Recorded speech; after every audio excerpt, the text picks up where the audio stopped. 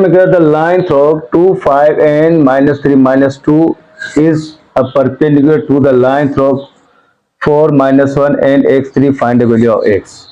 तो यहाँ पर दो लाइनें मतलब दो पॉइंट हमारे पास दी हुई हैं। अगर ए को मैंने ए का नाम दिया तो ए में हमारे पास क्या आ रहा है, यहाँ पर 2, 5 और दूसरी वैल्यू मेरे पास बी है जो हमारे पास -3 और -2 है। उसके बाद फिर सी की वैल्यू को सपोज करें 4, -1 और उसके बाद डी है जो x और 3। आपके पास यहाँ पे दो लाइनें हैं तो इसमें एक वैल्यू आपके पास एक की वैल्यू अगर एक वैल्यू 2 आ रही है, दूसरी वैल्यू क्या आ रही है यहाँ पर 5, तो मीन्स यहाँ पर पॉइंट होगा तो यहाँ पर 2, 5 लिखा। दूसरी वैल्यू -3 -2, अगर -3 हमने यहाँ पे लिया तो -2 यहाँ पे लिया तो मेरा दूसरी वैल्यू ये बनी। तो मीन्स ये क्या आ गई -3 और -2। अब यहाँ पर एक लाइन को हमने यहाँ से ड्रा किया। अब दूसरी वैल्यू हमारे पास 4, -1, तो -1 यहाँ पे ले लें और 4 यहाँ पे 3 तो 4 यहाँ पर आ गया तो 4, -1 एक ये पॉइंट बना। अब दूसरी वैल्यू हमारे पास x में है 3, मतलब यहाँ पर अगर ये 4 है तो ये 3, x में है 3। अब y में कौन सी वैल्यू होगी जो हमारे पास ड्रा करना है, जो हमारे पास क्या होनी चाहिए यहाँ पे दोनों साइड। तो देखो फार्मूला ऑफ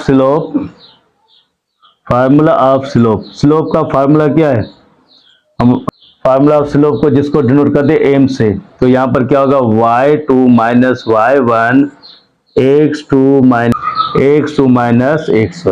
अब पहले हम फाइंड करते हैं फाइंड स्लोप ए बी का स्लोप फाइंड कर, जिसको नाम दिया यहाँ पर क्या m1।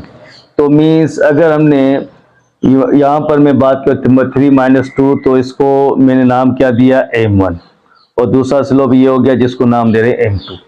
अब m1 तो देखो m1 में मैंने यहाँ पर हमारे पास x1 2 होगा तो y1 यहाँ पर क्या हो गया 5, x2 -3 तो y2 -2।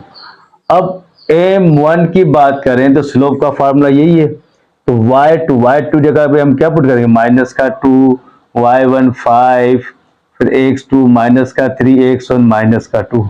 तो यहाँ पर क्या होगा -7 और -5, माइनस प्लस, तो m1 हमारे पास क्या आ जाएगा 7/5। अब जब m1 हमें मिल गया, अब हम बात करेंगे find the slope CD। Find the slope CD। जब CD का मालूम करें तो उसको हमने डिनोट किया m। अब C में इसको हमने x1 लिया है जो हमारे पास 4 आ रहा है, y1 क्या है -1, फिर x2 1 से, y2 क्या यहाँ पर 3, ठीक है। तो स्लोप का फार्मूला यहाँ पर क्या है y2 y1 तो 3 -1 और x2, तो यहाँ पर x2 x और x क्या होगा 4, माइनस प्लस तो 3 + 1 x -4, इसको नाम यहाँ पे क्या दिया m2। अब हम बात करें किसकी यहाँ पर परपेंडिकुलर की, तो परपेंडिकुलर में हमें क्या होता है कि m1 m2 इक्वल टू किसके। अब देखो m1 क्या है हमारे पास, m1 ये 7/5 और m2 क्या है हमारे पास 3 प्लस, इसको मैं 4/x -4 लिख देता हूँ। तो m2 की जगह पे क्या आ जाएगा 4x -4 और माइनस का 1। अब 4 को 7 से मल्टीप्लाई करो तो कितना आएगा 28, फिर 5 को x से मल्टीप्लाई तो 5x, 5 4 से यहाँ पे क्या हो जाएगा 20। तो देखो -1 ये डिवाइड यहाँ पे मल्टीप्लाई करेगा तो 28 -1 और यहाँ पर 5x -20।